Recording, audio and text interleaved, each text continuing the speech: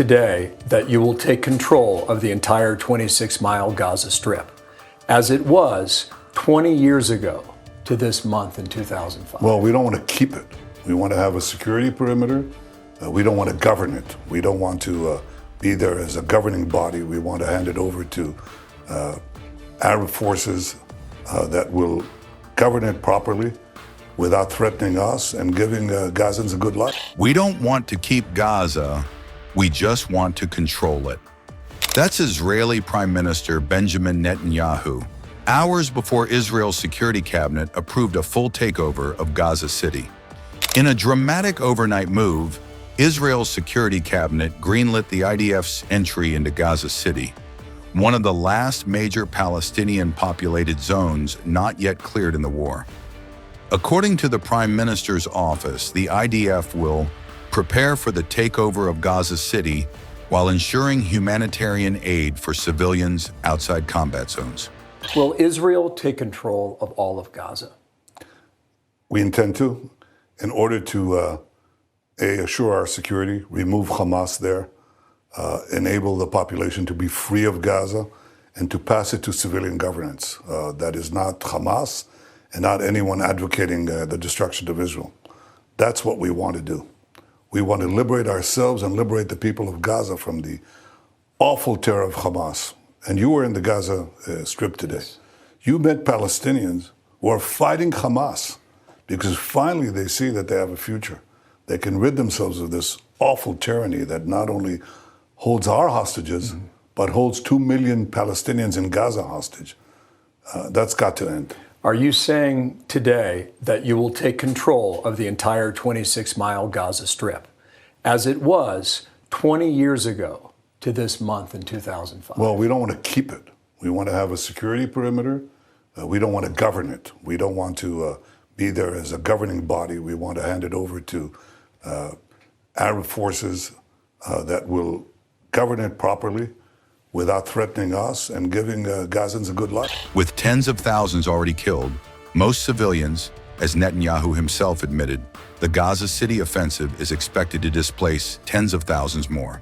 Dear citizens of Israel, like you, I too was shocked yesterday. I saw the horrifying videos of our dear sons, Bram and Eviatar.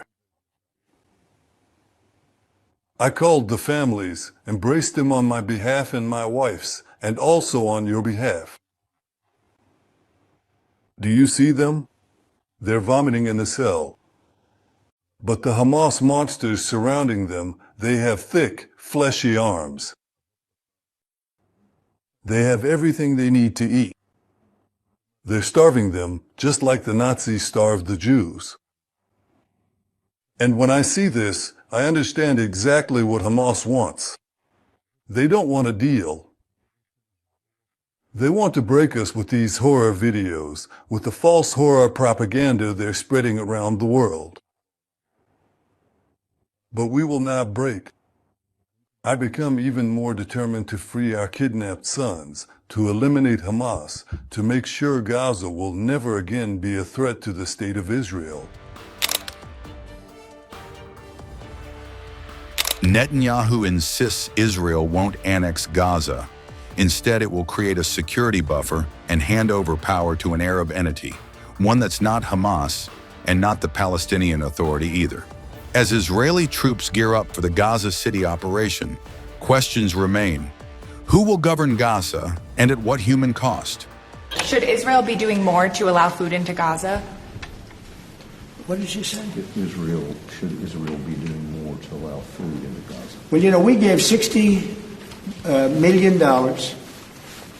2 weeks ago, and nobody even acknowledged it, for food. And it's terrible. You know, you really at least want to have somebody say thank you. No other country gave anything. We gave $60 million 2 weeks ago for food for Gaza. And nobody acknowledged it. Nobody talks about it. And it makes you feel a little bad when you do that and, you know, you have other countries not giving anything. None of the European countries, by the way, gave. I mean, nobody gave but us. And nobody said, gee, thank you very much. And it would be nice to have at least a thank you. And I took a lot of heat. You know, when I do that, a lot of people aren't happy about that because they say, well, why are we doing it and nobody else? But I think we had a humanitarian reason for doing it. What's going to happen? I don't know. I can tell you that Hamas, as I said, would happen at the end. You know, we've gotten back a lot of hostages, a tremendous number of hostages, most of them. Now we have dead hostages, and the mothers want them back, and we have 20 people approximately, but that are living. But we have a lot of bodies, and the parents want those bodies as much as they would want their child if that child were alive. I met with parents that it was so sad. Sir, please get my son back. How is your son doing? Well, he's dead, but they have his body, and it's so important. It's more important. It's almost like more, but it's as important as if the child were living. These people were, they're devastated. And I said, when you get it down to a certain number, you're not going to be able to make a deal with Hamas. Because once they give them up, then they feel that that's going to be the end of them. And what I said is exactly true. You know, they had a routine discussion the other day, and all of a sudden they hardened up. They don't want to give them back.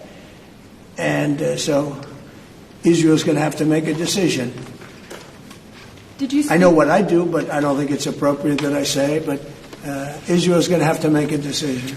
Mr. President, when you were in the Middle East, you talked about the images coming out of Gaza and the starving kids. Those images are still going. Many of them are much worse.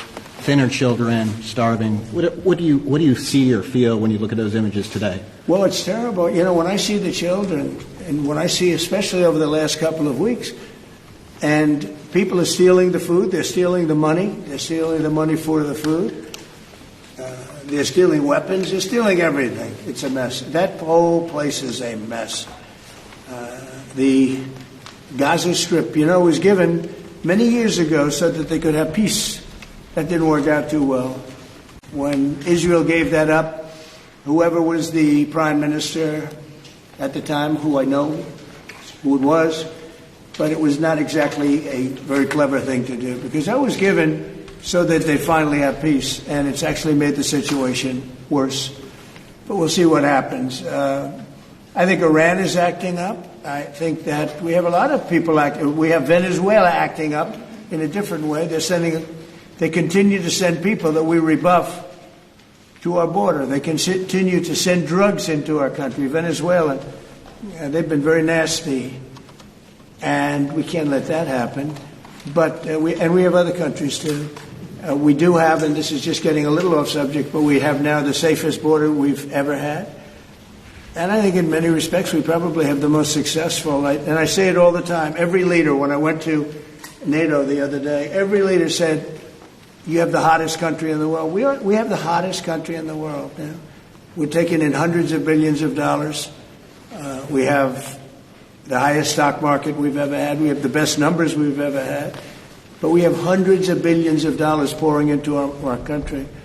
And I think it's the hottest. And by the way, 1 year ago, our country was dead. We had a dead country because of an incompetent president and incompetent Democrats. All they know how to do is talk and think about conspiracy theories and nonsense. If they'd waste their time talking about America being great again, it would be so much nicer, so much easier, be very successful. But we were a dead country, and now we have the hottest country anywhere in the world. Yeah.